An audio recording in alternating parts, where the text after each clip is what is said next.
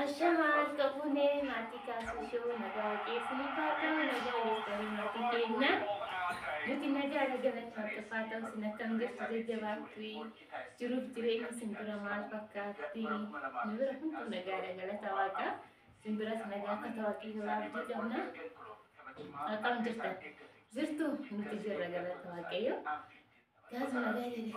Hayya jenni harka fuunee kabajamtoota fi jaalatamtoota maatii kaasuu shoo akkam jirtu fayyaa keessan nageenya badhaadha akkam nooraa jennee akkam jirtanii nagaa keessan jira isinis baga nagaa fayyaa taatanii yeroo isaa kan nagaadhaan miidhamu jaalatamtoota fi kabajamtoota maatii keenya akkam jirtu baga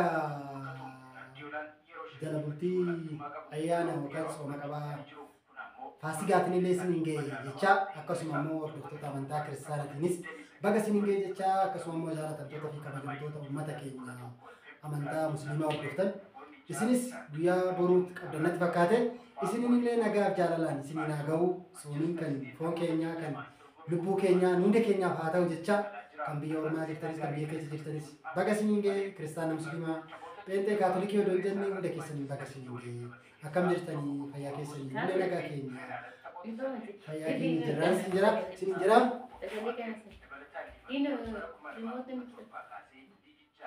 Ayyee kanaaf akkam jirtan xiqqoo riimootii televizyiinii miti isaa jira kanaaf baga jiraattanii lafaa fi bakka jirtanitti nageenya waaqayyoo isin biraa ga'u gaarreenii fi laggeen biyya keenya keessa jiru hunda qaxxaamuree isin biraa ga'u isiniin jechaa isin jaalannaa akkasuma immoo viidiyoo keenya sheer nu godhu keessaniif yookaan immoo nu ilaaltanii itti gammaddanii nu koomantii nu barreessuu keessaniif ofitti nu hammachuu keessaniif guddaa galatoomaa isiniin jechaa baga isiniin ga'ee isiniin jedhaa baluumee maal akka jettu dhiifama jidduudhanis akka carraa ta'e baluun daadhii wayii nu qopheessite daadhii kanas haadhuun isiniin jechaa kana boodas yaa'u daadhiin amma gaafa soomini hiikkatus itti deebineen waan hin dhumneefi kanaaf haadhuun jechaa yeroo tokko jidduudhaan cheelsu dinaa jennu. Isinillee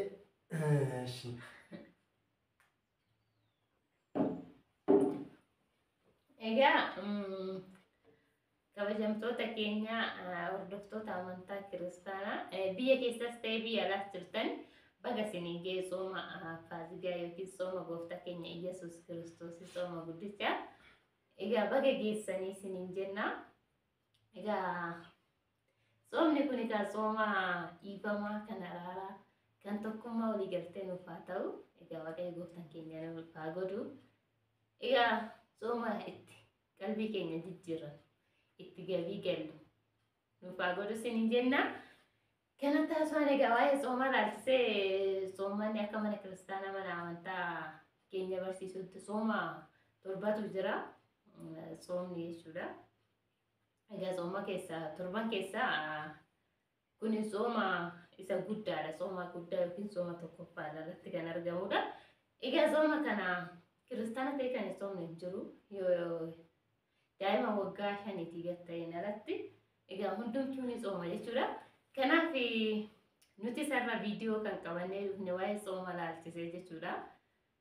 Akka manni amantaa keenya nu barsiisutti egaa namni tokko sooma yoo soomu waan baay'ee soomuu qaba mi'aan qofa nyaata qofa soomuu hin qabu akka mana amantaa keenya nu barsiisutti nyaata qofaa miti jechuudha. Amma baay'ee keenya yookiin nyaata qofa soomnaa jenna miti waan hundumaa soomuu qabna miti ree dhugaadha. Waan hunda nyaata qofaa miti jechuudha. Yookiin wanni sooma qaburraa fagaachuu qofaa miti. Yookiin sa'aatii amma maal seete ifama hojjeeni soomiin kun amantaa kamirrattuu soomiin barbaachisaadha kiristaanas ta'e musliimas ta'e soomiin barbaachisa soomii akkuma atama jette sooma nyaata qofa soomnu bichaa oduu hin ta'u soomiin kun kan dhiifamaatiillee namoonni fakkeenyaaf akka carraa taatan dhiifama naa godhaati namoonni akka carraa taatanii jidduu kana keessatti wal dhabdaniit illee jiraatan torbeedhaan duratti yookaan immoo amma guyyaa har'aatitti geenyutti dhiifama walii gochuun dirqama maaliif soomiin isa keessatti reegam jechuudha fakkeenyaaf soomii soomaa foon ofii dadhabsiisaa waliin odaa wal bira darbuun illee isa waan sirriin taanedha fakkeenyaaf mudannoo obboleessi kiyya tokkotu jira obboleessi kiyya tokko namaa walitti bu'ee jira namaa walitti bu'ee ofii isaatiif na bira dhufee namni zamana kana nama naraarsu ani garuu soomii soomuu barbaada waan ta'eef obboleetti kiyya tokkoon walitti mufannee jirra.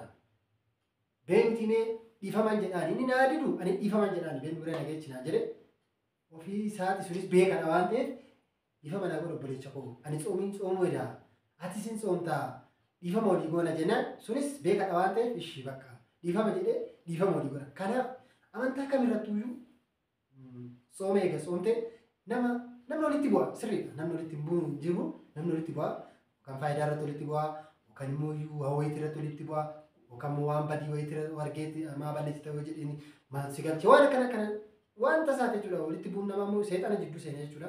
Kanaaf fakkeenyaaf warroonni musliimatillee jechuudha obboleewwan keenya guyyaa dhufu kan guyyaa boruuti guyyaa xiqqishoodha jechuudha guyyaa boruuti isinis namoonni akka wallaalummaa kootitti jechuudha namoonni abdanii jiraattan ji'a kana keessa yookaan ji'a xoomii kana keessa dhiifama walii godhaa jechaa wal jaalannee wal kabanyee wal faana adeemnu gaafa san biyyi keenyallee biyya fayyada ji'a kana keessatti jechuudha ji'oota fakkeenyaaf akka kiristaanaatti akkuma isheen obboleettiin ta'e jette yookaan immoo kun baluun jettetti ji'a lama soomni kuni soomni faasikaa kuni sooma torban jiru keessa dhugaadha sooma guddaadha sooma kabajamaadha. Kanaaf immoo isinis immoo warri musliimaa soomin amma soomtan kun sooma guddaadha.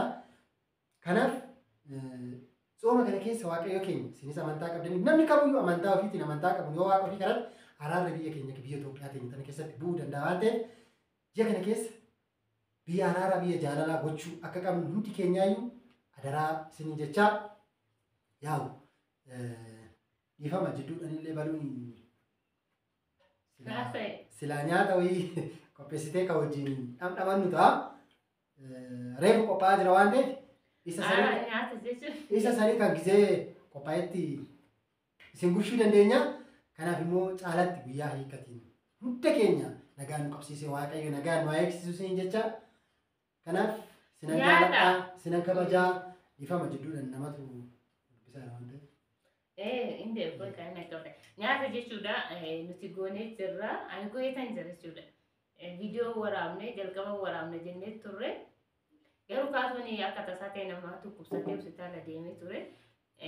Kaameraa maaliin habee yoo nu hojjettu jechuudha nama naa waraabuun habee sanirraan immoo yoo ni dafee hin deebine jechuudha nama tokkubsatee hospitaala deemee mana yaalaa deemee dafee waliin deemine kaasuun osoo hin deebin keessummaan dhuftee keessummaan immoo viidiyoo akka waraabnu baay'ee isaanii beeyin qaba waan ta'eef viidiyoo si waraabne nyaatichis numa bukkee jira jechuudha kaasne garuu ani kaasuun immoo kan addatti nyaannu ganaa goonnaa kottaa waliin nyaannu sin hin jennaa egaa nyaanne lafa jala malee waan qabnu waliin dhamdhamannu malee guyyaa tokkotti miti.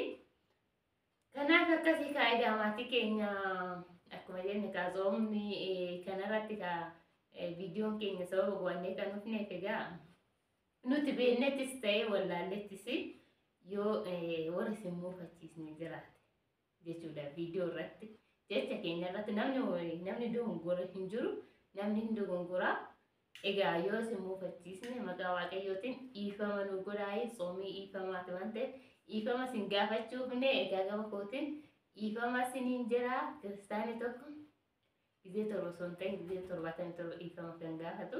Kanaaf maqaa waaqayyootiin osin muufachiisne kiristaana musliima amantaa biraa osoo hin ta'in jeen hundi keessanuu dhiifama nuuf godhaa.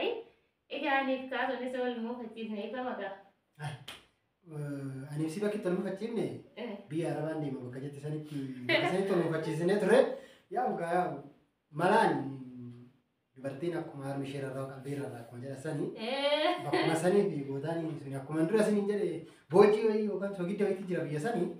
Kanaaf irra caalatti immoo akka qosatti osoo hin taane fakkeenyaaf abbaa manaa akka carraa taatee haati manaa teessa biyya arabaa deemtee isin jala deemtee achi deemtee lammataa asitti hin deebi'e yoo kan jettu ta'e sossobaatuma yaa'u akkuma malaatitti dafaatuma waan asiin jedhu wayii siniin jira.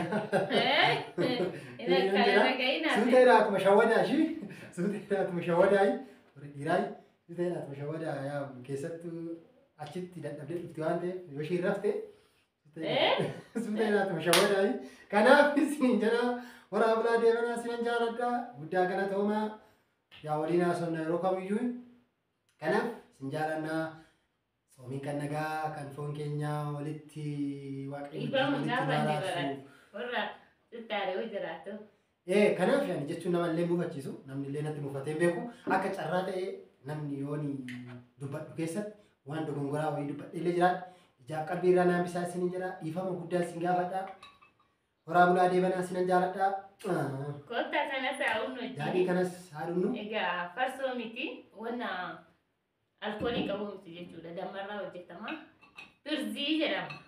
Birzii jedhama. Sirriidha birsiidha. Birzii jedhama. Egaa kan akkuma argitanii damma qofaa fi dammaa fi sukkaara xinnoo hin barbaachisaa. Yoo damma itti goganis sukkaara baay'ee hin barbaadu. Damma qofaan hojjetama jechuudha. Kanaaf xiqqoo viidiyoon keenya kun illee samoona tana tokko roobatu jira waan ta'eef mana keessa jira. Roobatu jira si xiqqoo viidiyoon Viidiyoo keenya hin dukkanaa'e roobatu jira sirriitti roobaa jira. Hawaasanii fi Kanaaf yeroo kaasuni. maabraatiinis ifee jiraanis kun waan natti qorreeffama mataatti godhadhe. Kanaaf Egaa dubbachuudhaaf roobni jechuudha irraaf kaleessa takka saatuma takka saatii takka addaan kun jechuudha. Halkaniif guyyaa walitti qabeeti sirriitti roobaa jira jechuudha. hayyee horaa bulaa deebanaa fayyaa ta'a.